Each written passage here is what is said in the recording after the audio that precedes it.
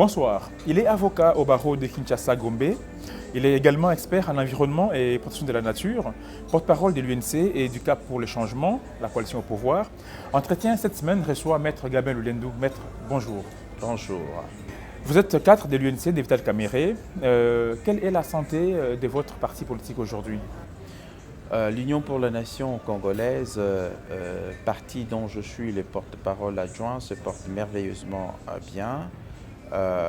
Il est vrai qu'aujourd'hui, certains animateurs du parti ont été élevés au rang de ministres et vice-ministres, et compte tenu du fait que la constitution de notre pays veut que des gens qui assument des fonctions ministérielles ne puissent pas avoir des fonctions au sein du parti. Du coup, le président national de notre parti, l'honorable Vital Kamerhe, se voit donc, au regard de cette obligation constitutionnelle, de procéder à certains réaménagements au sein du parti pour le remplacement de notre secrétaire général devenu ministre, ainsi que d'autres qui sont devenus ministres, assumant des fonctions au sein du parti. Mais en dehors de cet aspect de choses, le parti se porte merveilleusement bien, et voilà. Et vous êtes dans une coalition avec l'UDPS, et vous dirigez le pays ensemble avec ces partis de l'opposition. Comment ça se porte votre union, cette plateforme, comment elle se porte aujourd'hui? L'UDPS est notre partenaire privilégié depuis l'accord de Nairobi, conclu entre le président national Vital Kamerhe ainsi que les présidents de la République aujourd'hui. Hier, il était candidat à l'élection présidentielle. Donc l'accord de Nairobi nous met donc dans une situation de partenariat avec l'UDPS, et nous nous entendons bien, et voilà, c'est ce qui fait qu'aujourd'hui nous gérons ensemble les pays, aussi bien au niveau de l'institution président de la République qu'au niveau du gouvernement, et pourquoi pas dans d'autres institutions du pays. Donc nous nous entendons bien. Et voilà, c'est la moindre chose que je puisse dire à ce stade. L'opinion a comme l'impression que la coalition cache est quasiment encore dans l'ivresse du pouvoir et qu'il n'y a aucune réunion, il n'y a aucune concertation. Qu'est-ce qui se passe concrètement? Bon, ça, il faut laisser les gens dire ce qu'ils veulent. Peut-être qu'ils n'ont pas eu écho de nos réunions à travers la RTNC ou d'autres chaînes de télévision, et pourquoi pas devant les journalistes. C'est pour cette raison qu'ils pensent qu'on ne se concerte pas, mais je pense qu'il y a des concertations au niveau du cash, entre les dirigeants du cash, sans peut-être que cela ne puisse faire l'objet d'une couverture médiatique. Donc ce n'est pas parce qu'un événement n'a pas été couvert médiatiquement que cet événement n'a pas eu lieu. Un événement peut avoir lieu, mais sans qu'il ne soit couvert médiatiquement. Peut-être qu'au niveau du cash, jusque-là, dans notre façon de pouvoir nous rencontrer, nous dire des choses, nous n'avons pas beaucoup associé la presse. C'est pour cette raison que la presse a l'impression que rien ne s'est fait. Mais pour ma part et à ma connaissance, des réunions se tiennent, surtout quand il faut prendre des décisions importantes concernant notre coalition, c'est-à-dire l'UDPS et l'UNC, sans oublier les quelques alliés que nous avons. Est-ce que le climat est bon au sein de cette coalition? Le climat est bon enfant, donc en dépit de tout ce qu'on raconte, parce que vous savez, la presse congolaise, elle est essentiellement faite des rumeurs. Les gens peuvent se réveiller un certain matin et traduire leurs rêves comme étant des choses qui sont faites au niveau de la coalition, oubliant que c'était leur propre rêve. Mais en tout cas, la coalition se porte très bien. Nous n'avons pas des problèmes majeurs entre nous. C'est vrai que même quand quelqu'un épouse une femme, de temps en temps, il peut ne pas être d'accord avec sa femme. Bon, qu'en est-il de la vie politique? Elle est ainsi faite, mais toujours est-il que nous nous entendons merveilleusement bien, donc l'UNC et l'UDPS. Et il y a cette affaire de 15 millions qui fait réagir l'opinion, qui, on a l'impression, est en train de ruiner ou nuire un peu à la crédibilité de certains acteurs, entre autres le président de l'UNC, Vital Kamerhe. Comment vous appréciez, comment vous jugez cette affaire de 15 millions? Comment vous en parlez au sein de votre parti? Non, mais le problème, c'est quoi? Le problème, c'est que à la fois, vous avez des confrères qui font un très bon travail, mais à la fois aussi, de plus en plus, votre métier quand même laisse à désirer, dans la mesure où vous avez laissé n'importe qui commencer à donner les informations à telle enseigne que vous avez aussi beaucoup de journalistes véreux. Vous avez des journalistes de qualité qui font un travail avec toute la conscience professionnelle, mais vous avez aujourd'hui aussi des journalistes qui se font payer la nuit pour salir quelqu'un la journée, etc. En ce moment-là, on sent qu'il n'y a pas assez de professionnalisme et c'est souvent choquant lorsqu'on assiste à des choses comme ça. Imaginez, l'inspection générale des finances procède bien évidemment à un travail concernant les 15 millions qui constituent la décote pour le compte de l'État. Cette inspection générale des finances rend son rapport, un rapport qui n'est pas assez volumineux. Connaissant la faiblesse des Congolais, parce qu'il faut reconnaître que beaucoup de Congolais n'aiment pas lire, la paresse qui nous caractérise fait que la plupart des gens souhaitent suivre ce qu'on dit, mais sans qu'ils aient la possibilité de chercher les documents en question pour les lire. Et pourtant, c'est un rapport seulement de 9 pages, il n'est pas assez volumineux pour que les gens puissent avoir une telle paresse. Il suffit seulement de prendre les rapports qui a été rendu public par l'inspection générale des finances pour connaître le contenu de ces rapports, au point de se poser la question, mais ce qui a été dit en indexant l'honorable Vital Kamerhe comme étant celui qui a dû prendre les 15 millions de dollars est tiré de quel document? Et pourtant, le document officiel existe. Et dans ce document, nulle part il n'est fait mention du fait que l'honorable Vital Kamerhe a dû toucher les 15 millions de dollars. Quand vous lisez les rapports, qui est un rapport de 9 pages, et d'ailleurs je pense que vous l'avez lu, au cas où vous ne l'avez pas lu, je les mettrai à votre disposition.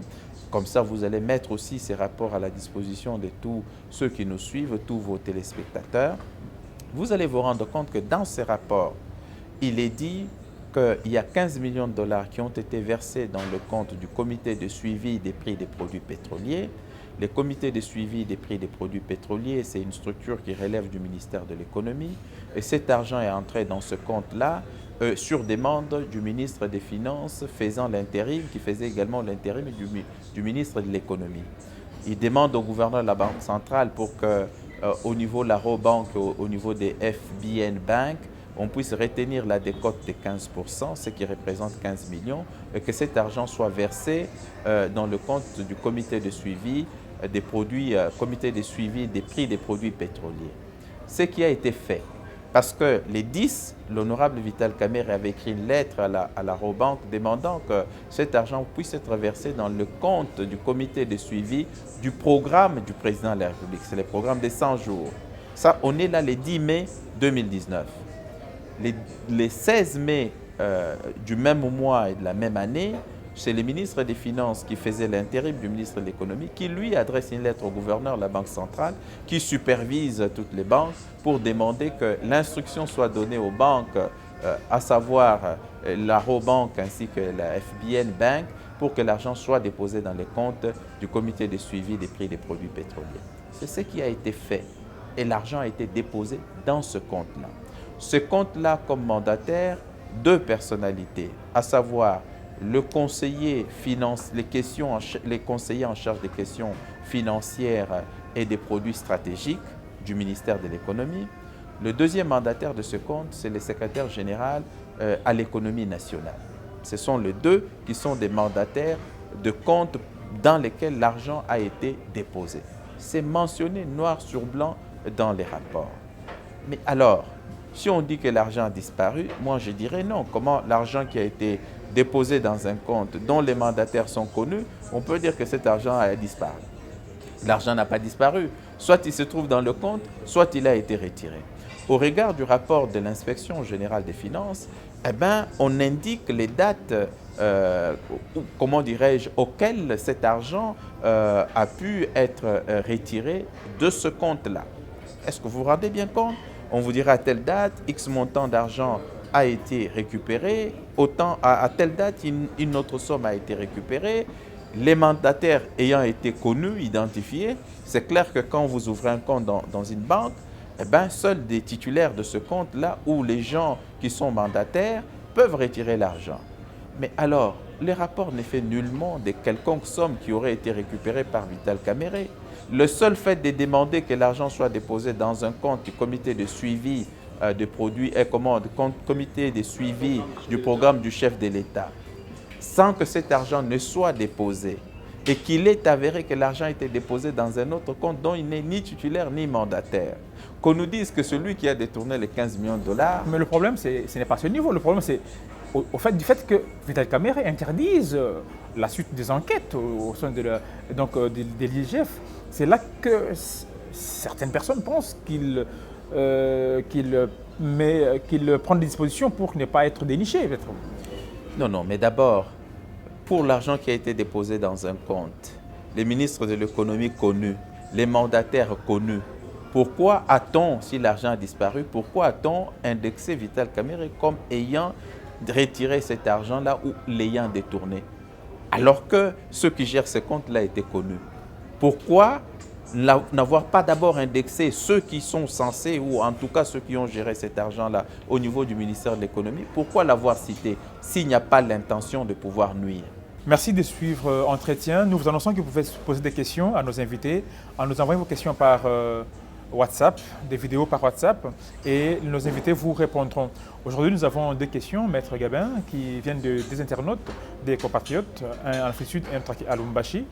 Et nous vous convions à suivre les questions et ils attendent de vous des réponses.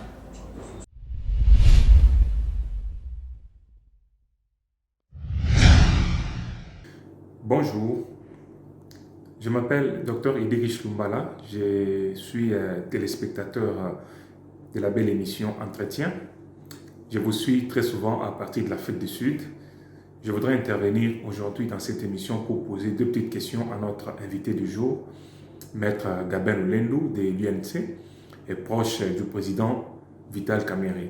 J'ai deux petites questions à votre intention rapidement. La première question, c'est celle de savoir, après cette histoire, cette affaire qui a défrayé la chronique dans le média et sur les réseaux sociaux, je voudrais savoir dans quel état se trouve le président Vital Kamerhe à ce jour. Est-il abattu ou bien il a encore son moral au zénith et son mental très fort? La deuxième question, c'est celle de savoir, vous qui êtes proche de Vital Kamerhe, quel est le niveau, les degrés de relation à ce jour entre le chef de l'État et Vital Kamerhe? Voilà les deux petites questions que j'avais à pouvoir vous poser. Merci beaucoup et j'espère une très bonne suite favorable à mes deux questions. Merci beaucoup.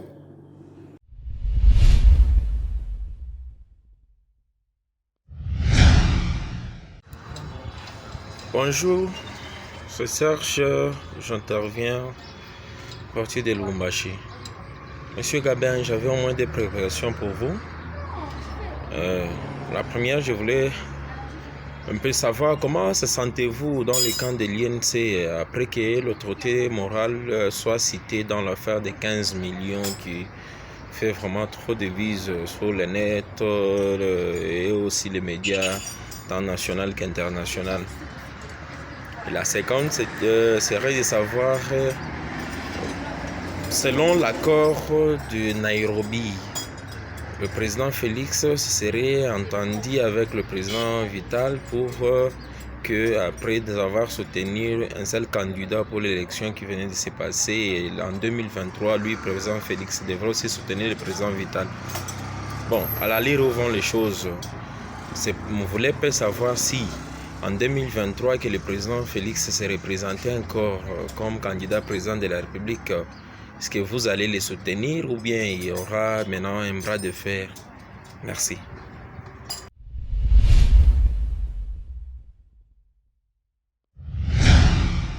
Maître, vous avez suivi les questions de nos internautes. Quelles sont vos réponses? Je recommence avec notre compatriote Lumbala, qui est en Afrique du Sud. Il a posé deux questions. La première question, c'est les morales du président national de l'UNC après cette histoire qui a défrayé la chronique, l'histoire des 15 millions de dollars. Et la deuxième question, c'est un rapport sur l'état des relations entre le président de la République et son directeur de cabinet. Concernant la première question, je dois dire que ça fait toujours mal lorsque vous êtes un être humain et que, suivant un rapport qui ne vous a pas incriminé, mais qui est des gens qui se mettent ensemble, visiblement payés pour se faire et se mettre à vous vilipender matin, midi, soir, et surtout lorsque vous avez une femme et que vous avez des enfants, cela est tout à fait choquant. Il reste un être humain, il ne peut qu'être choqué par la légèreté avec laquelle cette affaire a été traitée et surtout le fait qu'il a été cité alors que les rapports ne disaient pas que cet argent a été utilisé par lui. Mais c'est quelqu'un qui est d'un moral assez fort dans la mesure où quand vous pensez l'affaiblir, c'est en ce moment-là qu'il montre qu'il a une énergie débordante avec un moral au zénith. Donc, pour le moment, il va très très bien. D'ailleurs, dans quelques jours, il est censé, sauf changement des calendriers, soutenir sa thèse à l'Université américaine de Grèce. Vous voyez, quelqu'un qui doit soutenir sa thèse, il ne peut qu'avoir un moral fort. Autrement, il aurait bien demandé qu'il y ait plus ou moins un report. Mais non, sauf changement de l'université, il est censé, dans quelques jours, soutenir sa thèse au niveau de l'Université américaine de Grèce. Ça voudrait bien dire que son moral est au zénith, son moral n'est pas en berne, donc il est encore beaucoup plus fort. Seulement, il comprend que de plus en plus, de fois, les gens sont méchants pour rien. Alors, donc, du point de vue des relations entre le président de la République et son directeur de cabinet, je ne peux pas sonder le cœur des gens, seul Dieu peut sonder le cœur des gens, mais visiblement, rien n'a modifié les relations du président de la République avec son directeur de cabinet, parce que vous savez que quand quelqu'un a un problème avec vous, à travers les attitudes, vous pouvez le constater, même si on ne peut pas arriver à sonder le cœur, mais du point de vue des attitudes et du climat qui a toujours régné entre le président de la République et son directeur de cabinet, rien n'a changé, tout est resté intact.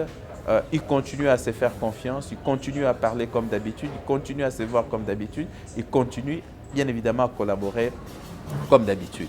Donc aucun indicateur, aucun élément aujourd'hui n'indique qu'effectivement cette relation a été entamée du fait de cette affaire. C'est la confiance totale. D'ailleurs, le porte-parole du président de la République l'a si bien dit en disant « le président continue à faire confiance à son directeur de cabinet ». Maintenant, concernant la question de notre compatriote Serge de Lubumbashi, il a posé la question de savoir au niveau de l'UNC ce que nous ressentions après cette histoire de 15 millions qui a défrayé la chronique.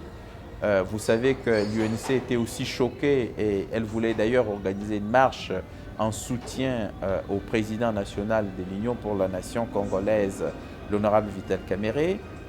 Celui-ci d'ailleurs qui a dit « mais pourquoi vous voulez organiser une marche à mon soutien? Je n'ai rien fait, je n'ai pas détourné l'argent, donc vous n'avez pas besoin d'une telle marche ». Mais au niveau du parti, les gens étaient quand même bien, comment dirais-je, choqués de ces allégations qui visiblement ont été, comment dire, colportées pour faire mal et surtout pour nuire à un adversaire politique. Mais toujours est-il que les soutiens du parti à l'égard de son président national est devenu encore beaucoup plus fort. Et chaque jour qui passe, le président reçoit les messages de réconfort, les messages de soutien de la part des membres de l'Union pour la nation congolaise. Maintenant, la deuxième question qu'il a posée, c'est la question en rapport avec 2023, avec 2023 et surtout l'accord que nous avons signé à Nairobi avec l'UDPS. L'accord de Nairobi reste en cours. Cet accord n'a pas encore connu de modifications. Donc, il va de soi que jusqu'en 2023, si cet accord ne connaît pas d'avenant ou en tout cas de modifications, eh bien, en 2023, le président Félix Tshisekedi devra laisser la place à son directeur de cabinet et devra d'ailleurs le soutenir comme candidat à l'élection présidentielle en 2023. Tel est l'accord. Maintenant, entre maintenant et 2023, beaucoup de choses peuvent se passer. S'il y a un avenant à l'accord, eh bien, les choses se feront suivant cet avenant-là.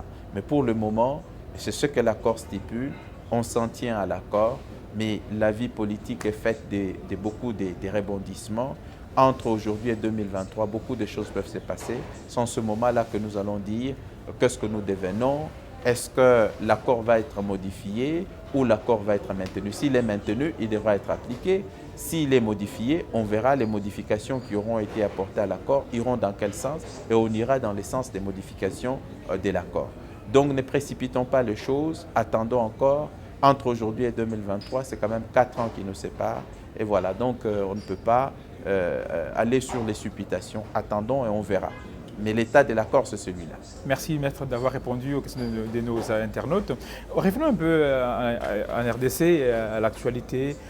Une autre alliance dont on parle beaucoup, c'est l'alliance FCCH, qui, pour certains, c'est une alliance contre nature, qui a produit un gouvernement gigantesque de 67 personnes aujourd'hui, pour un budget de 4 milliards de l'année passée, bien sûr, et de l'année en cours aussi. Quelles sont les chances que vous donnez à cette union et aussi à ce gouvernement? Bon, mais c'est plein succès. Lorsqu'un gouvernement est mis en place, si le gouvernement ne réussit pas, ça veut dire que le peuple congolais va continuer à souffrir. On met en place un gouvernement pour régler le problème des Congolais et des Congolaises. Donc, en tant que Congolais, on veut tous les succès possibles à ce gouvernement. Parce que si le gouvernement réussit, eh bien, le problème des Congolais, trouveront des réponses. Mais si le gouvernement échoue, ça veut dire que la misère des Congolais va encore s'accentuer ou va encore continuer. En tant que Congolais, je ne peux pas souhaiter que nos frères, nos sœurs soient dans une situation de misère incroyable et indescriptible. C'est pour cette raison que l'Union pour la nation congolaise, qui fait partie de ce gouvernement, à travers aujourd'hui son porte-parole adjoint, je ne peux que souhaiter plein succès à ce gouvernement et surtout, on veut que ce gouvernement réussisse. Bon, maintenant, on dit une coalition contre nature, mais est-ce que devant deux monstres ou être le moindre, est-ce qu'il y avait mieux à proposer pour une situation après les 30 décembre 2018, est-ce qu'il y avait mieux à proposer? Les élections ont été organisées, ces élections n'ont pas été parfaites, il y a eu quand même de problèmes, et surtout en ce qui concerne les élections législatives nationales et provinciales. Mais malheureusement, les institutions de la République, à travers le cours des tribunaux, ont pu dire que ces élections ont pu trancher les litiges et en tant que républicains, on ne peut que se soumettre aux décisions judiciaires. Et devant une telle situation, ceux qui disent que cette alliance est une alliance contre nature, si eux étaient à la place du président de la République, qu'est-ce qu'ils auraient bien proposé au président de la République? Ils ont dit qu'ils devraient dissoudre le Parlement. Non, mais on ne peut pas dissoudre les parlements avant une année. Donc vous demandez au président de violer la Constitution. Non, que eux, le leur aurait dissous le Parlement. Non, mais comment, par quel mécanisme? En violation de la Constitution. Et ça veut dire que quelqu'un qui est au pouvoir pour violer la Constitution n'a pas encore compris que ces décisions, une violation intentionnelle de la Constitution peut conduire à la destitution du président de la République. Et surtout, quand on veut un état des droits, la Constitution est, comment dirais-je, supérieure à la volonté du président de la République. Parce que le président de la République prend des ordonnances. Les ordonnances, ce sont des actes, comment dirais-je, administratifs. Et ces actes, leur validité tient au respect de loi de la République et à la Constitution. Donc celui qui pense que par une ordonnance, il marcherait sur une Constitution qui lui est supérieure, eh bien, s'inscrit peut-être dans les cadres d'une monarchie absolue, et non dans les cadres d'une république, parce que la république, c'est la soumission des actes des autorités par rapport aux lois et à la constitution de la république. Donc, on se retrouvait devant une situation telle que, soit on devait accepter la cohabitation, ou alors on devait accepter la coalition.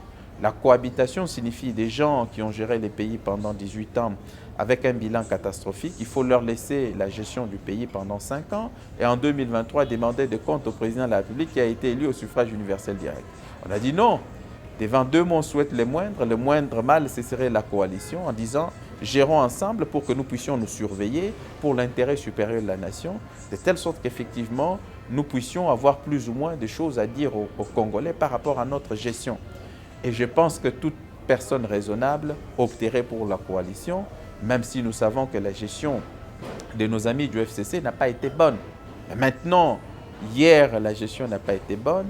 Le président de la République qui a été élu veut le changement et ils ont signé les codes de bonne conduite. C'est à eux de montrer qu'ils sont prêts à changer et qu'ils sont prêts à travailler pour l'intérêt supérieur de la nation. Ceux qui ne vont pas travailler pour l'intérêt supérieur de la nation, aussi bien dans les rangs du CACH que dans les rangs du FCC, il faudrait bien évidemment qu'ils puissent être soit chassés du gouvernement, mais s'ils commettent en même temps les actes répréhensibles, eh bien, que la justice fasse son travail en s'occupant des gens qui commettent les actes punis par la loi. On va chuter par la visite du chef de l'État en Belgique, à Bruxelles. Il y est encore. L'un des principaux opposants au chef de l'État actuel, Martin Fayulu, sur une radio, dit que la Belgique aurait commis une insulte en accueillant Félix Tshisekedi chez lui sur son sol. Comment vous analysez, vous jugez ces propos de Martin Fayulu? C'est des propos tout simplement irresponsables. Parce que vous savez, le vrai problème, c'est que lorsque vous êtes devant une situation où vous n'êtes pas capable de prouver les allégations, à un moment donné, il faut prendre un peu des reculs. Je ne dis pas que cette élection, telle qu'elle a été organisée, elle a été parfaite. C'est une élection qui a eu quand même quelques dysfonctionnements. Il faut être honnête pour le reconnaître. Mais aujourd'hui, si vous posez à Martin Fayulu la question de savoir comment peut-il démontrer à la face du monde entier qu'il a gagné cette élection, il ne peut pas le faire parce que d'ailleurs une occasion en or lui avait été offerte devant les grandes télévisions du monde, la RTNC, où le procès contre le président de la République en tout cas a été rendu public. Il avait eu l'occasion de démontrer qu'il avait gagné cette élection. Mais vous avez vu la tergiversation. Tantôt nous avons eu 11 millions de voix, tantôt nous avons eu 8 millions de voix. Celui qui prétend avoir gagné une élection ne sait même pas combien de voix. 2 requêtes devant la Cour constitutionnelle, 11 millions de voix, tantôt 8 millions de voix. Ça montrait déjà que lui-même ne sait même pas qu'il a gagné cette élection. Mais alors s'il ne sait pas qu'il a gagné cette élection lui-même, comment peut-il prétendre que l'autre a triché, celui qui a gagné l'élection? Deuxièmement, la vie de la nation ne s'arrête pas à quelques événements. L'élection, c'est un moment important dans la vie d'une nation parce que c'est le peuple qui fait son choix. Mais on se retrouvait devant une situation où, bien évidemment, il n'a pas été capable de prouver qu'il avait gagné cette élection. La moindre chose, c'est se taire et de regarder maintenant l'avant, faire une opposition républicaine, critiquer ce qu'il faut critiquer et surtout aussi faire des propositions pour que la République avance. La République ne se limite pas, comment dirais-je, à Martin Fayulu, d'autant plus que c'est un très mauvais perdant. Il doit se souvenir que déjà à Genève, par des manœuvres, il avait réussi à avoir la place que d'autres devraient avoir parce que tous les Congolais s'attendaient à ce que les candidats communs soient soit le président actuel, Félix Tshisekedi, ou alors son directeur de cabinet. Tout le monde le savait. Par la magie de la tricherie, il a réussi à devenir candidat commun de l'opposition, tout simplement parce qu'il avait utilisé des moyens non catholiques. Aujourd'hui, il est rattrapé par sa tricherie. Vous voulez tricher en amont, mais vous allez être attrapé en aval. On en est là. Donc, quand on n'a pas de preuves, à un moment donné, il faut apprendre à se taire. Et c'est le cas aujourd'hui. Et appréciez vous-même les contradictions. Lorsque vous dites que les élections n'ont pas été, comment dirais-je, transparentes, etc., tout ça, vous les contestez. Les élections qui ont eu lieu le même jour, élections législatives nationales, les élections présidentielles, ainsi que les élections provinciales. Très bien. Mais si ces élections-là constituent une tricherie, pourquoi vous devez avoir des représentants au sein des institutions illégitimes? La logique aurait souhaité que vous puissiez vous comporter comme Étienne Tshisekedi Mulumba. Lorsqu'Étienne Tshisekedi Mulumba a rejeté les élections de 2011, il a demandé à ses partisans de ne pas aller siéger dans les institutions que lui estimait comme étant illégitimes. Mais voilà, des élections sont des élections truquées, machin. Les institutions sont illégitimes, mais vous avez des gens que vous acceptez de siéger dans les institutions qui sont illégitimes. Soyons les plus cohérents possibles. Je ne trouve pas de cohérence dans le propos de Martin Fayulu. Je pense qu'il est temps qu'il cesse avec ces genres de choses, qu'il conteste le pouvoir, c'est son droit le plus naturel, et d'ailleurs c'est le rôle de l'opposition, mais qu'il tienne des propos aussi discourtois à l'égard du président de la République comme il l'a fait. Cela quand même montre que quelque part il y a l'immaturité politique qui s'invite, et ce qui n'est pas une bonne chose pour l'image du pays. Ailleurs, on peut contester un régime, mais on ne peut pas avoir de propos excessifs comme il le fait. Tantôt il est pantin, tantôt le président de la République c'est une marionnette, tantôt. Et pourtant, si vous regardez très bien ce qui s'est passé à Genève, vous allez vous rendre compte qu'il a dû s'inscrire, il a été utilisé comme une vraie marionnette par d'autres qui étaient invalidés, qui ne pouvaient pas concourir, tout simplement pour besoin de la cause, écartant ainsi des gens qui avaient été bien placés au regard de l'opinion pour pouvoir faire face au régime de M. Joseph Kabila. Mais voilà, donc quelque part, vous voulez tricher, vous allez être rattrapé, je pense que c'est ce qui lui arrive, qu'il se calme un peu. S'il veut contester notre régime, c'est son droit le plus naturel, c'est des droits qui sont consacrés par notre Constitution. On ne peut pas donc refuser de reconnaître ce droit à Martin Fayulu, qui est notre compatriote et qui est en droit de contester notre régime. Et surtout, il doit aussi faire des propositions constructives pour faire avancer la République. Maître Gabriel Lendou, nous vous disons un grand merci pour avoir répondu à nos questions aujourd'hui. Nous vous disons aussi merci d'avoir suivi notre émission. Nous disons également merci au restaurant à Rome pour ces cartes magnifiques qui nous servent d'enregistrement de nos émissions. Nous fixons rendez-vous pour une nouvelle émission la semaine prochaine sur nos chaînes partenaires et sur Jouka TV. Bonsoir.